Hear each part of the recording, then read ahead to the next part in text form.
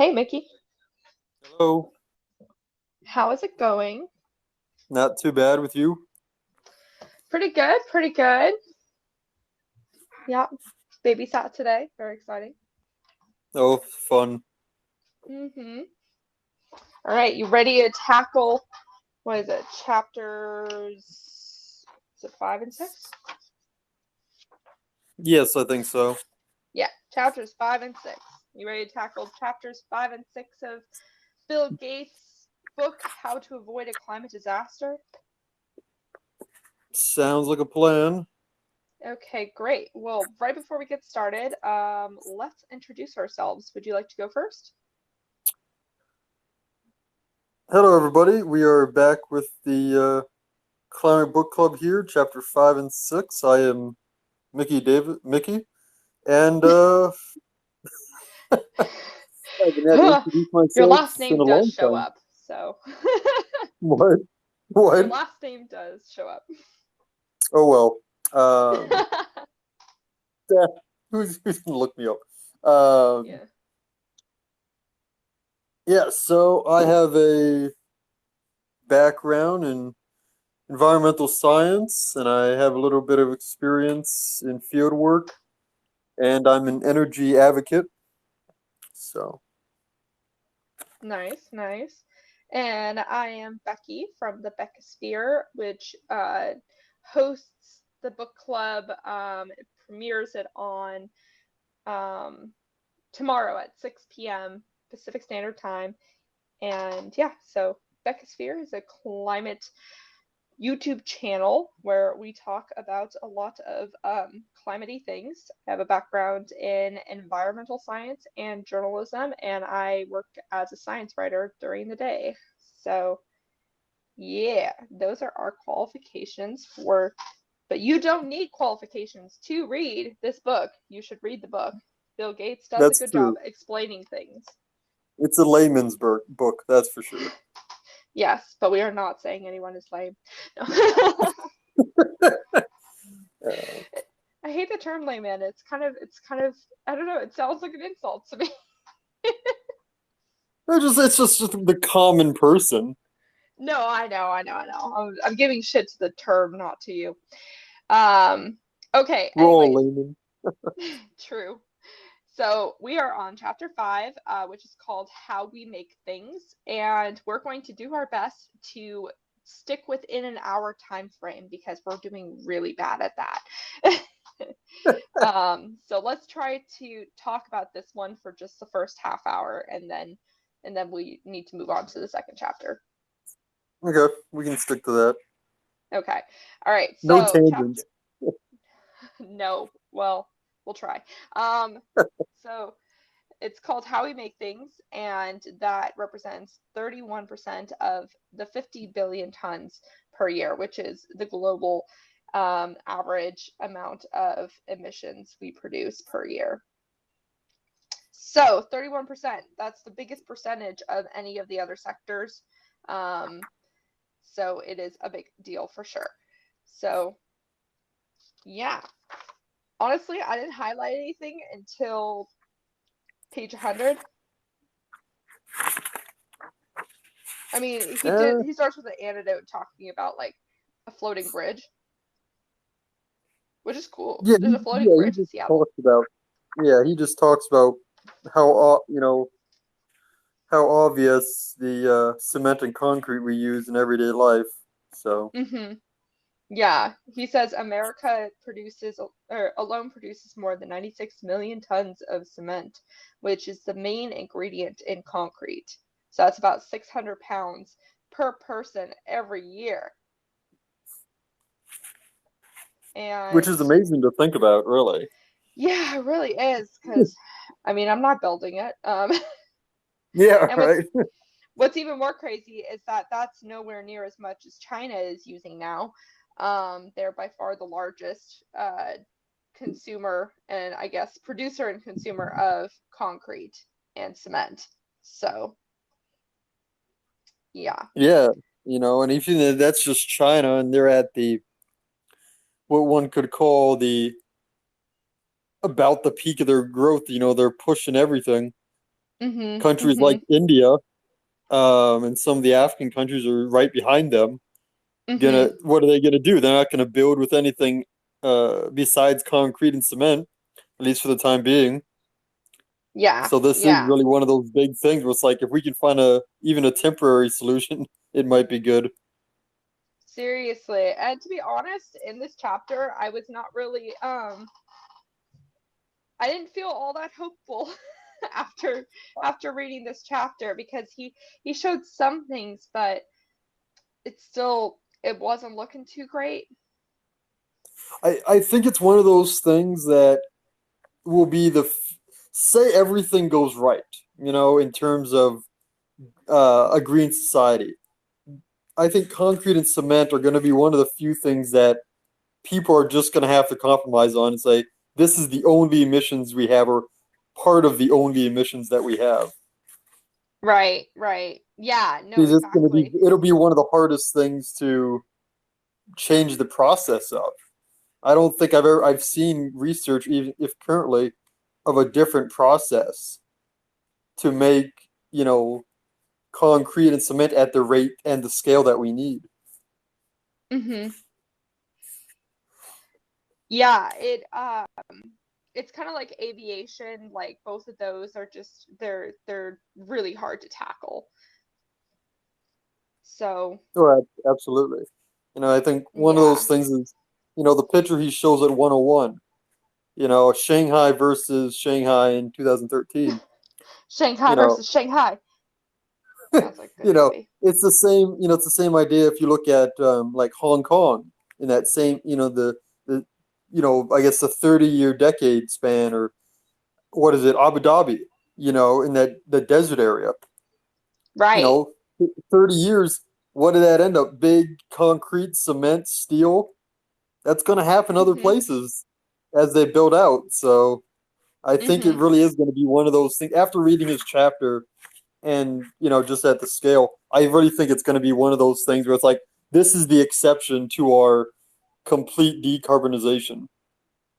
Right. And that's where, again, more innovation needs to come in to really help solve those problems. Like what we were talking about last week with a woman or a guy, I don't know, a person who is working on making like sidewalks and stuff out of recycled plastic instead. We talked Oh, about yeah. that last week, right? Yeah, the Yeah. bricks. Yeah. Yeah. Yeah, or the bricks, right? So it just either we need to find an alternative to the materials or we need to find a better way of making the materials so that they don't produce as much carbon. So what he was saying is in the making things section, there's a lot. The top two to talk about are cement and steel, and then plastics in third place. And then he also mentions glass, aluminum, and fertilizer being other topics. And let's see. Yeah, but in this chapter, he then mostly is just focusing on the top three, which is cement, steel, and plastic. So that is what we end up going into. And a fun fact about steel is that we're going to be producing 50% more steel by mid-century than we do today, which was also part of the Shanghai picture. Yeah. Yeah. Yeah. So, that being said, because this section accounts for a third of all emissions worldwide, obviously this is a big topic to tackle. And so he starts by talking about steel and kind of going into the different aspects of steel that are going to be um, the parts that we need to focus on because they're the ones that either has a byproduct of carbon dioxide or like a main product of carbon dioxide. So the first part is melting iron at high temperature to purify it. And I'm just going to kind of skip around a little bit because then what he eventually says is that one of the alternatives, which I think is really cool, is to instead shoot electricity through it because that's what we already do to purify aluminum. I mean, it is interesting. I don't know of any I don't know of any sites that currently do that. Did you find any sites that currently do that, No, or any? honest to goodness, I didn't have an opportunity to look up things Yeah, fast reading, it but is. It's an interesting idea. I wonder if there's any pilot factories, and I wonder what the effect, like the rate of the scale of that is.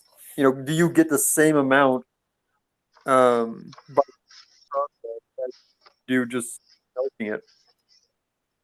yeah, I feel like he said there was a um okay, so he said a technique. Yeah, he only said technique. He didn't. Oh, he said a company I'm following closely has developed a new process. I think it's also interesting that he didn't name the company. Like, I don't know if maybe he didn't want to put him on blast or like what, but it's interesting that he didn't name the company because I would like to look it up. Maybe there'll be a source in the back. Yeah, I'm pretty. He doesn't really cite his sources very much throughout this. Like, so, but I think he probably has sources in the back. Yeah, I think. I mean, Yeah, some of the must. stuff he does mention are emerging companies, is what I think it is. Mhm. Well, yeah. It's a company that he's watching because they're testing things out. Okay, yeah. There are um there's sources. There are sources, and in the back, and they go chapter by chapter, and he's not going to tell me. Dang it, Gates! Unhelpful. Well, apparently there's a company doing that. Yeah, I'll look it up. I mean, I definitely want to do a video on this in the future because there's a lot of development topics. Honestly, with a climate change channel, you can never run out of topics. Like, straight up, when That's people for sure. consider doing channels and they're like, oh, well, will I have enough to talk about? That was never a problem. There's always something to So, talk about. Yeah. there's always something to talk about. Yeah.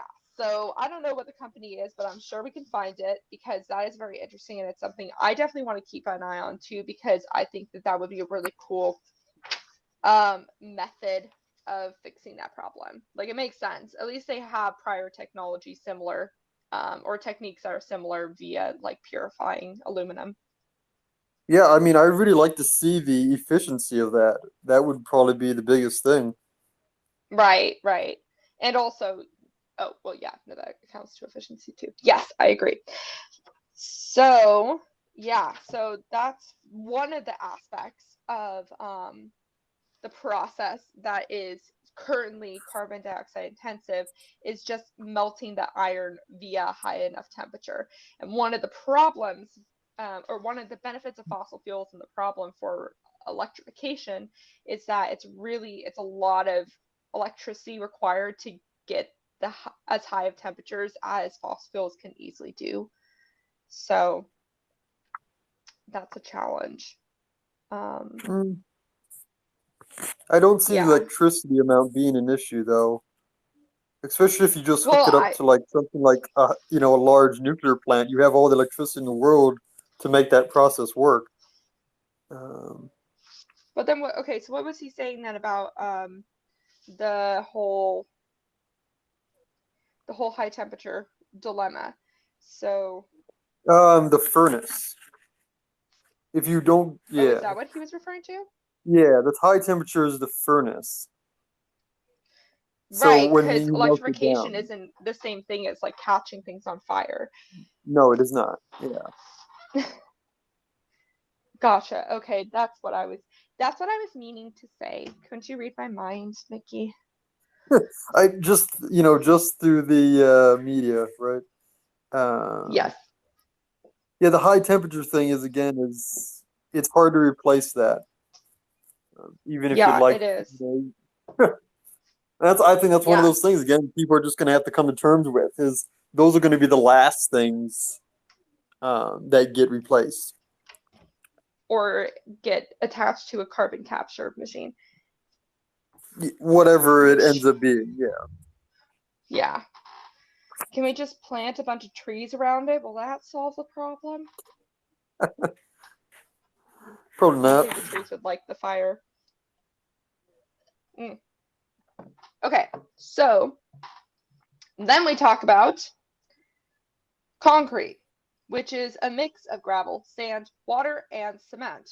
Um, and in order to make cement, then you need calcium with limestone, and then you burn it in a furnace with other materials, and there's no better way to do it. So that's great. Limestone plus heat equals calcium oxide plus carbon dioxide. And as per usual, China and India are the top two for making cement. So that's another example, as you were saying, of something that will be one of the last things that we solve. Or And just the then he talks, acceptance. yeah, uh, well, I mean, accept it in what form? Like, you can't just accept the Earth continuing to get warmer. I mean, I guess because it still equates to a lot of carbon dioxide, but I guess it would just be that part of the cycle that maybe so instead of having to just accept the whole process of the cement making and using and stuff, we're only just going to accept that one aspect of it, which is the actual breaking down of chemicals, right? Or Yeah, I mean, separation I guess if process. everything goes, the way people expect it to, or at least they hope to, that'll be that little bit. Say, oh, this is the exception to this. This is we don't know any better way to do this. Because ultimately, the chemistry is not changing. We don't have a better chemical process to create this. Mm-hmm. So you're just gonna Mm-hmm. have to live with it. Right. But that's not necessarily the case for plastic. No, plastic is a bit different. Yeah. Yeah, and his description of plastic surprised me. Well, at first I was like, no, don't accept plastic. It's not a good thing. Stop saying it is. Um, but the whole carbon capturing aspect of it is really interesting. I didn't think about that. But also I still don't necessarily agree with it unless the plastic is going into something that's going to be used for a long time. Like for example, uh, using the plastic for elements of house production or house making or whatever that we're used to using plastic for. Like things like that, like, okay, we keep it in our society, we use it in our society for a long time, that's great. I just don't want it to end up being an excuse for continual use of single use plastics and stuff like that just because we might be able to capture carbon or recycle carbon in it, you know? I know you're saying. I think that'll be one of those it's going to come down to just consumer choices because that type of exception is very hard to put into policy into something like, oh yeah, we're just not going to use it for this. It's like, I think the consumer is really going to be the driver of that single use practice, being done with. I disagree because I think that if consumers are given better options for lifestyle choices, then that would definitely help with their decision making. So it's still, I think, is up to businesses to do things like decrease the amount of single use plastics that they put in their products, which is already something that we're starting to see, which brings us to the whole recycling and composting industry dilemmas. But that is starting to be more of a thing at least than it used to be. So it might be coming to the point where we can't necessarily rely on carbon carbon sinks or plastics as carbon sinks because we're using less plastic. But I don't know. I mean, we'll always use plastic, so I'm Yeah, hoping single use goes away. That's all I'm saying. yeah, that really comes down to the consumer. I think that's the Mm, linchpin there. It's the consumer who comes makes that down to ultimate decision. The consumer and whatever the business thinks is best PR, and then the bottom line if it comes down to it. and alternatives. Yeah, yeah. If there is a viable alternative, yeah, Somebody will Because jump on it. consumers can't make a choice when they don't know the options, you know? Or if they don't have options. Yeah. Yeah,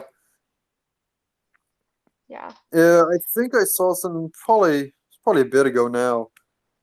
An alternative to making plastics. Instead of using petrochemicals or something along those lines, an alternative, I guess, more sustainable way to make plastic, and the chains that make them up. Oh yeah, I mean we're starting to see that with like compostable versions, but they're unfortunately only compostable in industrial settings, which hasn't been set up in a way that people are actually able to use that. Like honestly, we need at least two more bins that we have to deal with because right now, well, okay, some people have three with the yard waste, and so I would Mm, count that as compostable. So we need the more generic compostable things, such as food scraps and like yard waste, but we also need um, a a bin for items that are called compostable because those ones have to then go into an industrial compost system, not a regular compost system. So, unfortunately, that makes it a bit of a challenge, but we are seeing alternatives to plastics through that. So, it's positive if we don't take the plastic recycling route in the world of compostables. yeah. Well, I think here in the U.S., I mean, I think some places here in the U.S., it's just not, there's no incentive to separate them all out like we would like them and then send them out to the places where they would recycle them the way they should I be. mean, is there technically any incentive for a consumer to recycle? I mean, currently, no, because in many places it's a public relations type deal. Most people Exactly. recycle So most people recycle for their own self benefit, if anything. So if you're gonna exactly. have So why don't we three just more do that with bins, composting? it's just more, just comes down to education of people. You know, Yeah, I think I think it's we're doable. lagging behind in that.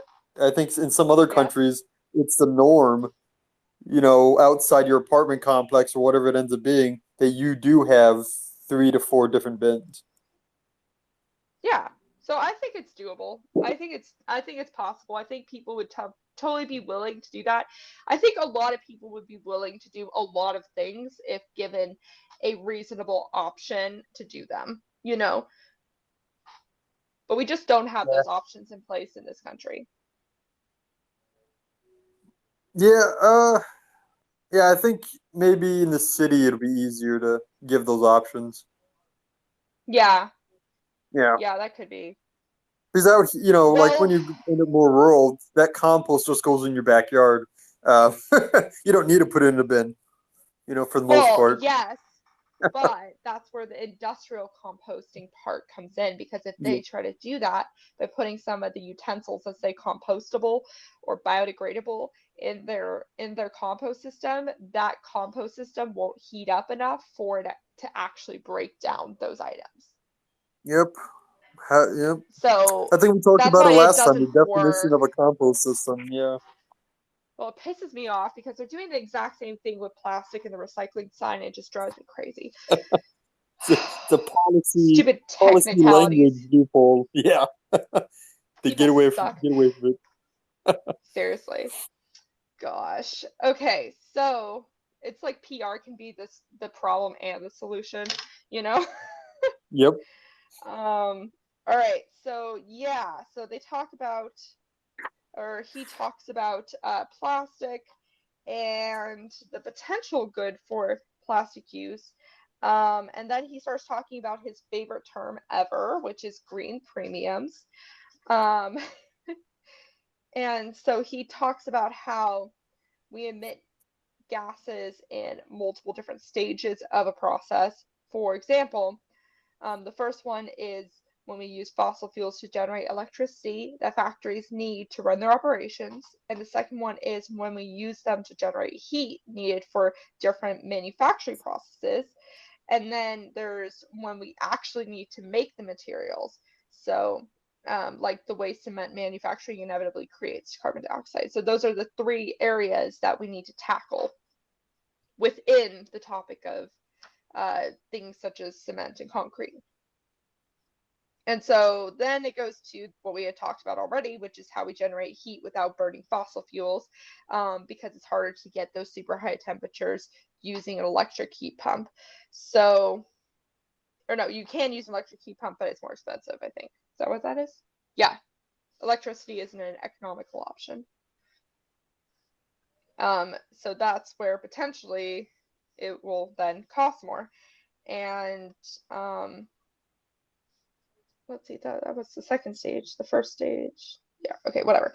So the part where you love my train of thought. It's all over the place. But That's yeah, me. Well, you're welcome to just interrupt, please. but ultimately, I think the second stage is probably the harder, you know, Yeah. is the hardest thing because the first one that's covered for the most part. Third part, that process, the chemical reaction, you can use some type of capture system. But yeah, generating heat without That's burning fossil fuels, people are gonna, have to become, as it says you, it's either burn fossil fuels and grab the emissions or use nuclear power. And the way people, are looking at things, they better be ready to switch over. right, right. Well, honestly, that brings me further into support of nuclear power in the form of industry, you know? Oh, absolutely. It's Um, one of those things that the application is not, I don't think, ever used here in the US, is the high heat. It's yeah. used in Eastern Europe and some in Asia, but here in the US, it's something that's not really looked upon as a viable solution. But it's an application that can easily be done if need be. You set up the system and you just plug it in. Mm-hmm. Yeah, exactly. But it just needs to be more easily available right now because it's not. I'd argue that it is. The US is the exception. Well, that's what I mean. It's in the US. Yeah. Yeah. Well, let's see, what else? Oh, okay. So one of the things he talks about is recycling carbon dioxide for the cement process, which I thought was really interesting because well, at first, to be honest, I got confused because I was like, wait, aren't we getting carbon dioxide from the process, not needing it for the process? But we do kind of need it for the process because of the carbon element in cement. So I forgot about Yeah. that for a sec. And apparently, places like Microsoft, which is of course why he knows about it, and McDonald's, as well as many other consumers, are already um, interested in the company that's pursuing that idea. But it would only reduce about emissions 10%, which is the half-ass option. So the one that I liked is cement out of seawater and carbon dioxide captured from power plants because then that would cut emissions by more than 70%. So I wonder, okay, so carbon capturing is really expensive, right? If it even Yep. exists. It Um, does have a and couple pilot plants, but yeah. yeah, but if they were selling their carbon dioxide to these processes, then suddenly they would become a high commodity. Yeah, I mean that's really what some people have tossed around is how do we sell what we're capturing? Because there's no money to be made by just capturing the carbon dioxide. It's pretty limited at that point. You got to put it somewhere. Do you put it in Mm-hmm. storage? And so if there can be, if they can, have they set it up and send that captured carbon dioxide to a process to make something, I think that'd be great to see. Yeah, yeah. Let's see Shell take their carbon dioxide from natural gas plants and recycle it into plastic. because I mean, yeah, they want their those elements to survive. So at least that would be better. Still wouldn't be thrilled with the overall process, but at least it would be something kind of question mark. Eh, I still don't yeah. like I the don't amount of know enough plastics we about it use. to say much, but I think it'd be cool to see. You know, Yeah, yeah. I think we'll probably see it in the next how long? 10 years? at least I think we'll at Yeah, least see a maybe couple 5. ideas, maybe a couple more pilots that'll say, "Hey, we're going to try this out and see if it works." Right. Well, now that people have more of a a, a gun pointed to their heads, they'll be more wanting to do that kind of thing. Because we're definitely I seeing a don't know if culture that's the right shift. analogy there. No, I couldn't think of the right analogy. That's what showed up. I'm sorry. It's just it's That's if I that would personally, I'm not incentivized to do it anymore if you use that against me. So okay. Give me a better analogy. Sorry, edit it out. Give me a better analogy. You know what I mean? Like if culture is shifting so that it's going to be in fossil fuel and plastic company and all those companies like best interest from a social standpoint to come up with those kind of things. So it'll be yeah, a I lot think faster than we would see it if reusing, yeah, so I think it's more of comes down to an asset type of multi-use where they don't want to have a stranded yeah. asset a decade or so from now, or 2 decades, whatever it ends up being. And that's one of Mm-hmm. those options. It's like, can we set this up where we can use this asset that might be stranded in 10 years to use something more productive? And that may be one of those situations where they retrofit a carbon capture system to it, and then they funnel any of that captured carbon to another plant, to whatever the means are for transport, and use it for production. Yeah. That's what it'll come down to. Because Right. if they can make Right. money instead of lose money, that's more of an incentive than anything. True. I wish that the tiny little section that he says we could simply use less stuff. I wish that was an idea he explored a little further than one tiny paragraph. That annoyed the hell out of me. I was like, that's a big thing. Like I know that we need to continue to innovate and all that kind of stuff, but I think the idea that the draw of concepts like minimalism and sustainability are catching on. I mean, for one thing, aesthetically, sure, they're catching on, but Mm. as a lifestyle, decluttering and uncomplicating your life a little bit and realizing that physical products aren't going to bring you happiness is something that a lot of people are really starting to grab onto. And I think that he's underestimating the power of that trend to decrease our own emissions. I mean, But it that's would just if me. you have a large population to switch over to that mindset. But it really Yeah. is a mindset that a large population would have to actively pursue to see any meaningful reduction. Um, Yeah. but I think it's probably buffered just by much of the consumerism that we have, and that says, "Hey, you need this, this, and this to to be at this level, or to be perceived at this level." And so, minimalism is a living lifestyle wise that way is hard to do for some Well, people. that's where my issue of capitalism in general comes in, Well, feeling the constant well, need I to see. purchase and I don't. I would very much separate consumerism and capitalism. The two of them are very different concepts and have two different connotations for what they represent. okay, maybe. I think they're Uh, intertwined, but no, they can. They're not. They're not always mutually exclusive. But you no. can consumerism can be can stand alone by itself and not have to be involved in capitalism. And capitalism itself does not are inherently involve consumerism.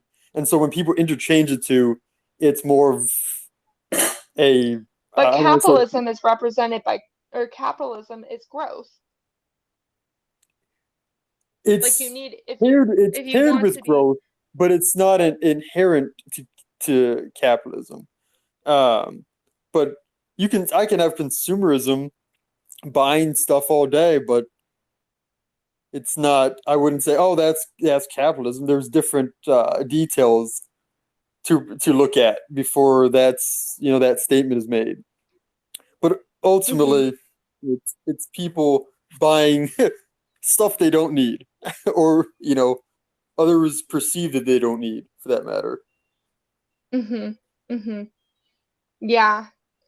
Oh, that's a whole other video. We got to move on to the next chapter because we're already Yeah. over a half an hour. Dang it. Um, yeah, the final fun fact is apparently cross-laminated wood is sturdy enough to substitute uh, steel and cement, which is a fun fact I did not know. Okay, chapter 6, how we grow things, which is 19% of the 51 billion tons per year, which is the amount of emissions that we produce per year. So he first talks about his love for cheeseburgers. Mm-hmm. Yeah. Or as he says, cheeseburgers runs in his family. But then he realized how much uh, raising animals for food contributes to the sector that is called agricultural forestry and other land use. So he has cut down, which is good. It's probably also good for his health, honestly, because especially red meat in particular, not really the healthiest thing. No. So good. Just saying, there's always a health element when we're talking about this stuff too. I feel like health and climate change are way more intertwined than a lot of people give them credit for. But yes, so he says that with agriculture, the main culprit isn't carbon dioxide, but methane, which is 28 times more warming per molecule than a carbon dioxide molecule, and nitrous oxide, which causes 260 times more warming. So those are the biggest elements. They represent 80% of all the greenhouse gases in the agricultural, forestry, and land use sector. So that's a very big deal. The one benefit, and I don't know if this is true for nitrous oxide, I think it is, but methane doesn't last as long in the atmosphere, at least. So even though it's more potent, it has a shorter half-life. So that's the one good thing. I don't Yeah, know I, if I nitrous can't say oxide's too the same much. Yeah, way. my atmospheric chemistry is not at the top where it should be to answer that question, but we're gonna go with that. Oh, that wasn't a Even question. I know it's the case. The question is the nitrous oxide part, but yeah, I think it's the same. I'm pretty sure. okay. Um, and then he also talks about deforestation, which, in addition to animals for food, is another very big element of the emissions in that sector. Um, and yeah, I was happy to see actually on Earth Day, because I swear the video for the climate recap for Earth Day and April is coming out soon ish.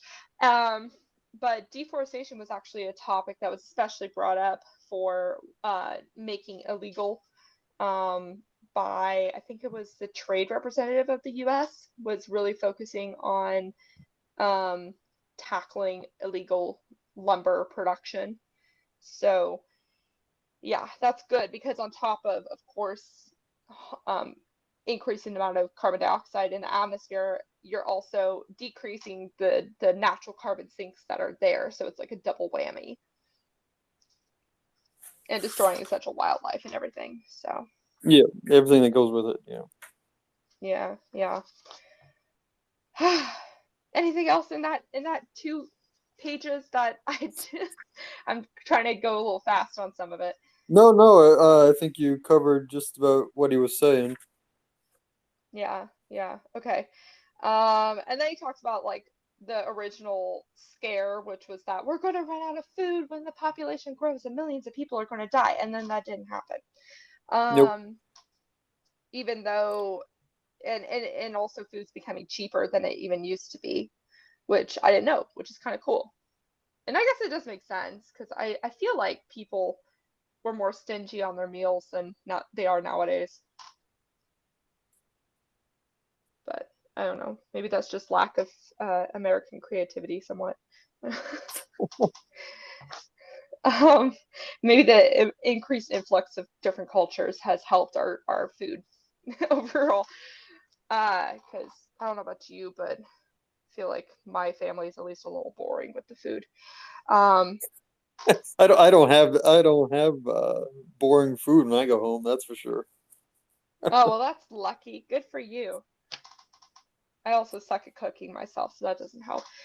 But anyways, yeah, so that didn't happen, and honestly, he didn't really say this, but the main reason why it didn't happen is genetic modification, which is a Yeah, very big well, innovation. yeah. Like he I said that, think but he he was. didn't say that word because it freaks people Oh out. yeah, well, I think he was alluding to it when he's talking about Norman Yeah, Blue Dog and all that stuff. yeah, It's like, well, yeah, we already know the solution there. I mean, it's yeah. still happening in other countries.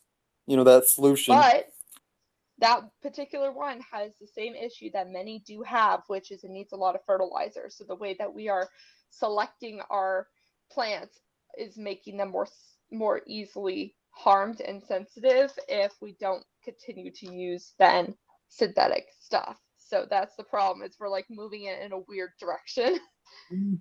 I, I don't know enough about that to make a definite case, but I know a lot of the new crops need less fertilizer for sure. Um, Well, that one in particular needs more fertilizer. yeah, The wheat. yeah. Yeah. I don't think. Yeah, I I don't know enough about I agriculture. think I it's did. partially.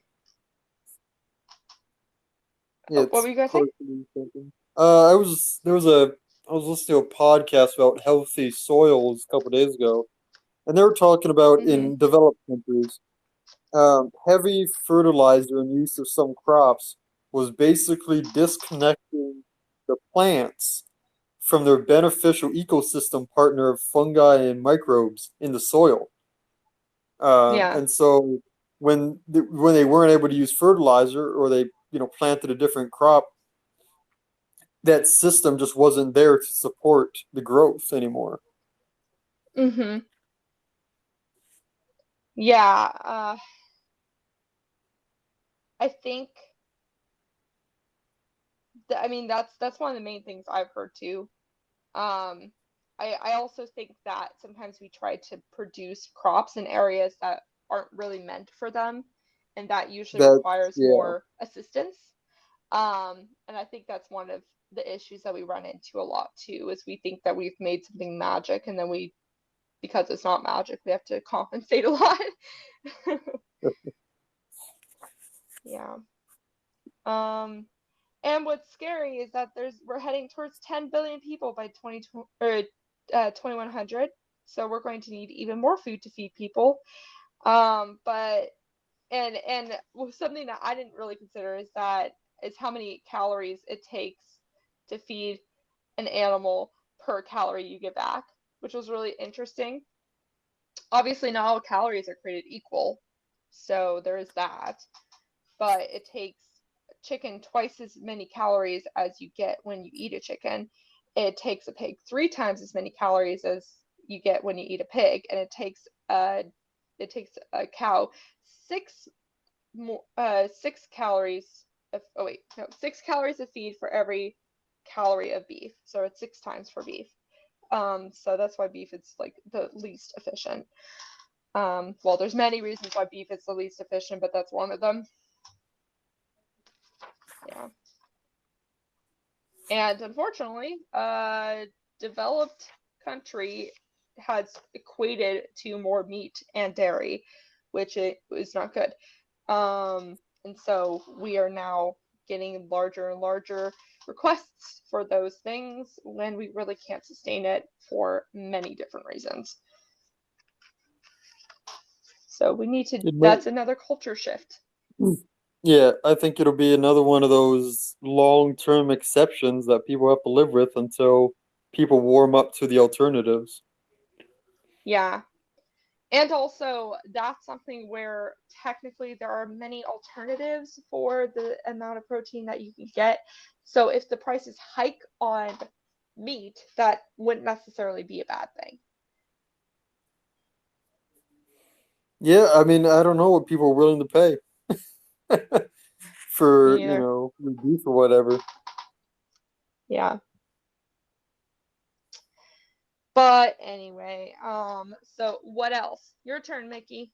I tag you in. Page I 116. What do you got? ultimately, when I was reading this stuff, it was basically stuff I had already gone over before and other stuff.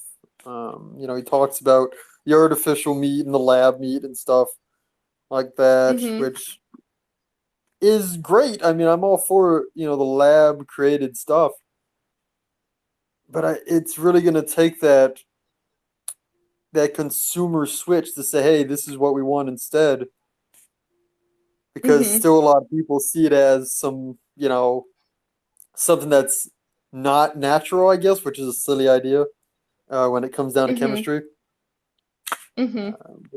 Uh, that's, but yeah, there really wasn't too much that threw out to me. He talks about some of the stuff I had just mentioned, but I think just recently, last couple of days, related to this chapter, there was a new study, and I haven't looked into it, but it had some criticisms recently too, from the agriculture and the beef industry, actually. And it was about agriculture and ammonia fertilizer emissions. I don't know if you had seen it or not. No, I haven't. So Explain. that was something that I don't think it was peer reviewed or anything. That's why I got most of the criticism. But it was exactly talking about with this Gotcha. chapter. Those are the things that we need to start being able to create methodologies for, and finding a way to accurately keep track of these things so we can find a easier or better way to shift the conversation. Yeah, our research in this field is still very much lacking. Like we need to put more money into just data collection in these sort of topics and data analysis. Because right now I feel like there's a lot of like conflicting numbers when it comes to the environmental impact of agriculture. Yeah. Um, Yeah. But yeah. we get a biology lesson as well in the book. We learn so much. People learn a lot of this book. Recommend. Um, but yeah, so honestly, he talks about the usual burping and farting of cows, which has become a very common thing that people know about. Well, farting is more than burping, I will say. Most people get that wrong. Um, and pooping. Pooping's a thing too. So It's gonna be pretty hard to stop that. Um, yeah, but that's where honestly we just need to decrease our cow um production. We need to uh require less cows in general. Like there just needs to be less of them. yeah, Which can only that type happen of if the supply goes down. yeah, that type of question, I don't know how you restrict that unless culturally everybody changes. Even Or here in the the price of U.S., meat goes up. yeah, but Or if the price of meat goes you up have and to that it would have forces to be a places like global McDonald's it would have to be a to eat global chicken instead. increase of prices. Yeah. It's one of I those mean, things that start I in the just I US just don't though. see happening in the next 5, 10 years maybe. I think it Unless something will, because to drastic be honest, happens with the population. I think it could happen because I think, just start in the US, start by putting a more of a green premium on those products because of how much environmental impact they do. Um, and then that on top of a culture shift that I think would make a very big difference. And as much as people don't want to talk about agriculture, I am seeing an increase of interest in the topic between agriculture and climate change, particularly last month. Yeah. There was a lot, I mean, obviously last month because Earth Day, but there was a lot of particular focus in the agricultural sector because people recognize it's such a big sector. And vegetarian and veganism is way more common than it used to be. Mm. So Yeah, I I'm understand that. positive about it. Yeah. Oh, here in the Midwest, I mean, it's agriculture cities. So, you know, if they're concerned about the climate, you know, the growing seasons and everything changing, and and everything that goes Yeah, along with it. there's Yeah, very different locations for this. there, there are farmers who actually care about the agriculture side. They want to put in the soil, so soil carbon sequestration, um, farming practices, and improving the soil, improving agricultural growth methods, and in no tillage methods, and everything that comes along with it. But Yeah. then you go out west into the grazing. It's a whole nother bar game. I don't see those people giving up that grazing out there on that land without a big fight. Well, you know what's also interesting is I don't think he mentioned that that feeding cows seaweed actually significantly decreases their methane output. If I wonder how cows much just that had a takes to import. I wonder if the price is viable to import that. I think so. And I'll also say that seaweed as an industry is booming right now. Like it's a growing industry. So there's definitely going to be more supply. So I think that that would probably decrease the price of the transportation of it. And depending where you live, if you live, for example, in Texas, then it might be a little easier to get seaweed than it would if you're in the Midwest. But even still, like we transport things all the time from one part of the country to another. So I think it's a possibility, but that's if cow farmers want to stay doing what they're doing, then they might need to change to that. Yeah, they're always there as long as there's alternatives. Somebody will pick it up. Yeah, just because another thing is that because have such a high demand for beef right now, then farmers have been having to make the change of trying to fat up the cow even more and make the whole process way less sustainable by injecting antibiotics into cows in order to make them survive better. And then, of course, the antibiotics then end up in their feces, which then get put in the waterways. And so that's a whole other issue. So if we were to Mm, go more, well, it's true, runoff for agriculture is a big deal too. yeah, running for And it can, agriculture is yeah, but usually antibiotics are well, only used for when the animal's sick. They don't use them otherwise. true, but the problem is that because we are putting them in a I meant to say supplements at first, but with the antibiotics, when we're putting cows in an environment where there's a lot of animals in a small space, then there's a larger likelihood that there's going to be some sort of illness. And that's where the antibiotic use has really come in quite a lot. So if cattle farmers want to go back to the way that it was before, which is just to grass feed and or to be more of a pasture farm and like free range sort of cow situation instead of a very tight packed industry, then they could keep doing it, you know? It will Yeah, produce I less think there are meat, but more that's also a good grass-fed. thing. mm, I think there are more grass-fed beef grazing operations than we think. Actually, I think it's a more widespread practice out west. But I don't have any data in front of me, so I can't say that for a fact. I just get the impression that a lot of, especially like companies like McDonald's and stuff, like some of them have switched to like grass fed beef, but because again, there's such a huge demand for meat, I still think there's plenty of unsustainable practices. And if we were to get rid of the unsustainable practices, then that might decrease the the supply, which would then up the prices more, and that would then decrease the industry a little bit. Yeah, But I that's mean, just my it sounds like it would happen. I don't know enough about it to say either way. that is the extent that I know. That is my economic spiel. I have taken two economics classes. Very exciting. Okay. So We've got 4 minutes left if you want to keep to our hour. yeah, I think we can, especially since my little rant kind of was what he ended up talking about. Yes. Um, Animal welfare with fewer livestock being kept in small cages, and then he started talking about like other options of impossible foods, invisible food, or invisible beyond meat. You know what I mean? And that is Yep. definitely becoming very popular. And another form of protein is seafood, and so having more shellfish and stuff like that, and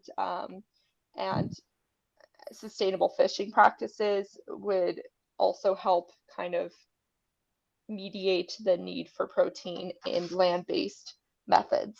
So that's another way too that people are thinking about, is making more of a blue economy, which centers around protein-based options in the world of seafood. Um, yeah, that's a whole other thing. Uh, let's see. Yeah, yeah. I mean, he says a lot. There's a lot of things. But oh, fertilizer is the other thing I want to talk about. Was fertilizer, because it produces ammonia, requires heat, which usually comes from burning natural gas. So that's also an area of emissions, on top of the fact that fertilizers can harm native species around if they're not used to it, and can also get into the waterways. So they're a bit of an issue. I think there's a lot of sustainable agricultural practices that would naturally just decrease the need for fertilizer because it's more of a natural process. Um, and that's, part of the whole organic thing, right? So that would help to decrease our fertilizer amount. What do you say, Well, Vicky? yeah. For fertilizer is used because your soil nutrients aren't up to par. So it comes down to healthy Right. soils. I mean, if you Yeah, can, the no-till practices and cover crops and things that naturally exactly. improve the nutrients in the soil, that's when you use less fertilizer. It's cheaper, then it's less expensive for the farmer. Everybody wins. Um, Hmm. I don't like this idea that if we can go, I guess the idea that organic farming is the way to go is a silly notion to me, just because you produce less food per acre on when you try to do it on a large scale. Um, so, we're going to continue with the agricultural practice that we do. We just have to be better with our soil practices for the long term. But the only way we can be better with our soil practices is if we get rid of the whole idea of monoculture. That's the thing, though. We can't do Well, and it that's like what we can. conservation practices like no-till cover crops and crop rotation is, and that's becoming much more widely accepted. Most farmers who have to live on a budget tend to do all those things. They don't do Yeah. the monoculture is very, I think, and I'd have to verify this if anything, is left up to some of the what you would call it one-use farms more than anything. Hmm. Is it a problem where Hmm. it's been done? Absolutely. But it comes down I mean, to it's everywhere. I'm sorry, but in at least where I'm from or where I live in with like Salinas and stuff, like it's monoculture everywhere. And it can be organic monoculture, but it's still monoculture. And so I agree that the organic thing is less essential than just getting rid of the monoculture aspect of it, because that's the part that really destroys the soil and just is, it's one of those things where it seems like a shortcut in short term, but in the long term, it actually requires way more work for certain aspects of uh, the process. So I think monoculture is still like everywhere though. It seems to I, be. I don't know. I guess living out in the Midwest, I feel like it's less pervasive. But that's Really? a Well, that's yeah, great. because there's more of those practices I've mentioned. That's Yeah. more. It's a more common thing to do for your farm. But again, That's I'd say awesome. that's a whole other conversation to have. You know, That's on what awesome percentage is because done. that's a great example where the Midwest is doing better than California on a environmental movement, honestly. Oh, Because absolutely. here it's like strawberries for miles, you know, and then Yeah. And you guys don't have the and water then for it either. no, we don't. We really don't. It's Uh, ridiculous. We're not doing sustainable practices of any stretch in this area. It's bad. We have that one crop going for miles, and it's just everywhere in like the Salinas Monterey County area, and not good. So I'm glad to hear that that's different in the Midwest because I honestly just assumed it was everywhere. Yeah. yeah. So So good. According to the World Bank, the world has lost more than 500,000 square miles of forest every year cover since the 1900s. That's an area bigger than South Africa or Peru, and a decline of roughly 3%, which is awful. So no, he goes yeah. into deforestation next. I'm trying to get through this fast. This is the main last section. Um, and so, is there anything Yeah. in the deforestation section that you think we should touch on? I think the only thing of a deforestation is that most of that is driven by, the idea that the forest isn't valuable and we have to raise it down to make way for our Right. poor farming practices because of how bad their farming practices are, they need even more land to produce the minimum of what they need to survive. So they raise more forest, and then you have that cycle, and people are like, "Why are you burning down the forest?" Like, well, we need to survive, and so that's how I see it No, I being completely connected to agree. the agriculture. Yeah, I think and because just recently we've gone in there and said, "Hey, we aren't going to change your lifestyle so much as we're trying to educate you about the trees, the ecosystem that the trees bring, and these better farming practices which benefit you and your current living lifestyle." Brazil just asked for more money from the World Bank or just developed countries to work on their deforestation problem. Their goal is to eliminate illegal deforestation by 2030. I am Brazil. honestly kind of scared how they're going to go through that process because for one thing, it doesn't really seem like the leadership has really prioritized it in actuality, just in talking. And I'm worried for the poor farmers that are doing it because they feel like they have to for economic reasons are then going to just be punished. All right, that's absolutely what's going to happen because the Brazilian government, at least recently, has not been the best in protecting that forest. They've done No. some stuff where they've increased security at some points, but the way things go and some of the recent reports is that some of those security officers basically get a bribe from the illegal loggers. They go in, hack stuff down, they leave, and then they just hang out again. So it's like, eh. Yeah. Um, yeah, and the And that's the farmers thing. can't, they do it because who's going to stop them, you know? And also because they're not there's no value of the forest right now. Like Yes, if they that's got true. paid for the conservation of the forest, then they would be getting the money and they would not feel any reason to do that, you know? And if they were given the correct tools and education to do agriculture better, then they wouldn't feel the need to constantly get more land.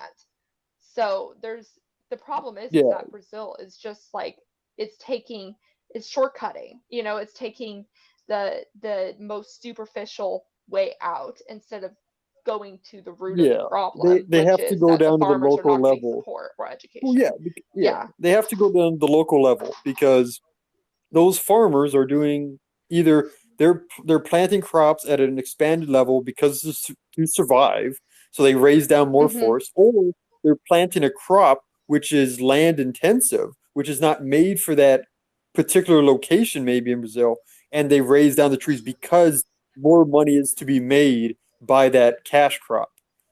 And the Yeah. same thing with the logging. Well, if there's no other incentive for a work type that benefits them, if logging's dangerous and it's legal, but it makes you the buck that you need to survive, you're gonna do it.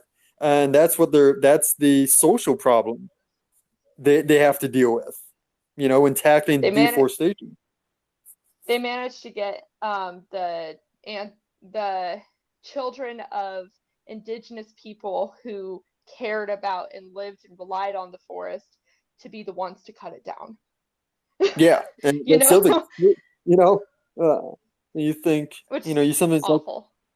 it is. Then deforestation, happens, which, not even just in nice areas, like I guess nice in a different situation, but like they do deforestation in Siberia. If somebody's willing Yeah, to cut down lumber in Siberia, for the money it makes, why wouldn't you do it in Brazil? You know, yeah. So deforestation really is one of those problems that I think creeps up on a lot of people, and it is one of the hardest things to replace once it's gone in terms of environmental ecosystems, It is because it takes like a decade or two at decades least. for a tree to actually start taking out carbon like it used to, or like the previous tree that was there used to. So it's And not yeah, as simple as grow a tree and immediately you start sucking in carbon. That's not how it works. Like there's a whole ecological process to that. no, absolutely. And As plus, if the soil's been, changed in some way due to agriculture practices, that's another couple years at least. That whole area needs to be like, the whole soil environment needs to change for that forest to grow back up in there. Yeah, which, as Bill Gates said, you might have heard about one forest-related solution for climate change, planting trees as a way to capture carbon dioxide from the atmosphere. Although it sounds like a simple idea, cheapest, lowest tech carbon capture imaginable, it and it has obvious appeal, but it's actually very complicated. So the main questions that you need to ask are how much carbon dioxide can a tree absorb in its lifetime, which it varies. And a good rule of thumb is 4 tons over the course of 40 years. How long will the tree survive? Will it be an area where it's just going to be burnt down again? What Hmm. would happen if you hadn't planted a tree? Would a tree have just grown there naturally? Which is a question I've never thought about, honestly. That's a really interesting. um, in what part of the world will you plant the tree? Is it the right kind of tree to Yep. be planted in that area? Is it a area that trees would naturally grow? Is it an area that is going to, this is my addition, but is it an area that it is just to grow a tree there? Are you displacing some sort of other operation of some sort of other peoples there? Like what is the process in which you're growing that tree? And was anything else growing? Oh yeah, wait, I just did it. Was anything else growing in that spot? I skipped ahead. Okay. But yeah, those are the main questions that you should ask if you are looking into doing carbon capturing uh, through tree planting, because it's not as simple of an option as people want to think it is, and it doesn't necessarily mean it's going to be sustainable or helpful in any way. Yeah. And those what is those 5 things or so? Those apply to not even just deforestation at a large scale, but even just urban planting of trees. Yeah, Uh, you know, There was a really, there's a really good episode on a podcast called Completely Arbitrary, and they talk about that I in liked it. length about planting the correct tree for the correct location Hmm. in urban areas. Hmm. Yeah, that's a good point. And I mean, there is something to be said that there needs to be more trees in the cities, and that's a whole other topic, because there is a tree discrimination problem in the cities that needs to be solved. So maybe that's a good place to plant some trees and produce more green roofs. I want more green roofs. Honestly, they're just cool to look at to begin with, anyways. And they naturally cool down a building. Different topic.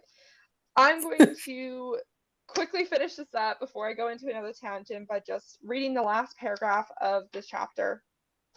So, the upshot of all this is that we'll soon need to produce 70% more food while simultaneously cutting down on emissions and moving towards eliminating them altogether. It'll take a lot of new ideas, including new ways to fertilize plants, raise livestock, and waste less food. And people in rich countries will need to change some habits. We have to eat less meat, for instance, even if burgers run in the family. And yeah, that's something we didn't even talk about, was just using less food, and also wasting less food, because food waste is a big issue Hmm. in America, where That's we another don't video. necessarily. That's another video. We don't necessarily need to be making more food, because Yep. even though the population is growing, we just need to use food better. So thank you so much for joining me, Mickey. Next week, Yep. we're Always. going to talk about chapter 7, which is how we get around, and chapter 8, which is called how we keep cool and stay warm. So, woo, that's a lot to read. We have a chunk to read for this one, That but we makes it should. should be a little more interesting. Yeah. Good luck us keeping that in the hour, future us. Um, Hour and a half next time. Hour and a half, honestly. Okay. Wait, how many pages is that? Jeez. 130 to 178. Okay, we could do that. Yeah, we could do that. So that's You know, half an the hour worth of reading. Yeah. the physical pages of this book are thick. Have you noticed that? I don't think they're any thicker than some of the other books I've read. Really? They feel thicker to me. I think I don't it's the know. material of the pages is what it is. Is it recyclable? Probably not. Or recycled. It's probably recyclable. Okay, I need to stop rambling. Thank you for joining me, Mickey. We will see each Yep. other next week at 5 p.m. on Wednesday, and then on Thursday, we this Thursday this will be up as a premiere. Yeah. So cool. All right, bye, Mickey. See you.